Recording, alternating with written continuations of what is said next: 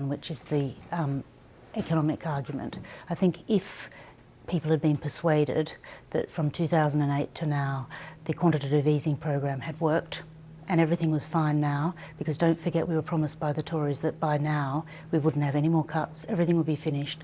The Tories are about to announce a massive cuts program, and I think we do need to question whether the quantitative easing for the banks has worked. Have they lent to small business? I'm not sure. Everything feels as though it's actually going to be deflationary rather than really getting us back on track. So I think there are real questions about the economy, and there are real questions about people's everyday lives. And I think that's why we have to think carefully about investment in our social infrastructure, not just schools, hospitals, etc., but also in the National Health Service. We know that cuts to the public services cannot go on forever. We've had, a long time of cuts now, and the idea of another 5 years of them is, I think, very hard on a lot of people. Can we turn to the foreign policy question as well? Because, as you know, the Conservatives yesterday said he is a threat to our national security. There are a lot of people who think that the Iraq war was a total disaster, so we would agree with the sort of things that he was saying before that war began. However, this country is not a pacifist country. This is a country where most people do believe that sometimes our national interest demands a strong military and perhaps intervening. Well, I think Jeremy Corbyn and his new shadow team will always look carefully at any proposal which is brought forward from military experts, from the government, from the defence team. They will always look at every single proposal.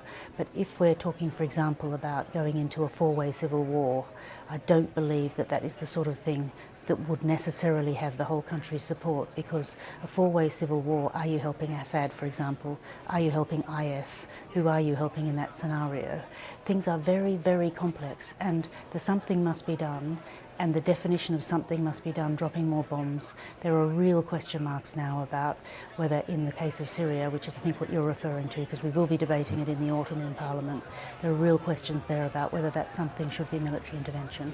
Do you worry about those within the party who are prominent names, quite big brains, quite big names, Rachel Reeves and others, who don't want to serve, Yvette Cooper, don't want to serve in his cabinet? Well, I'm really sorry that they don't want to, because Jeremy has extended an invitation to all of those people who ran with him in the leadership election and so on, to be part of the team, to get behind Labour.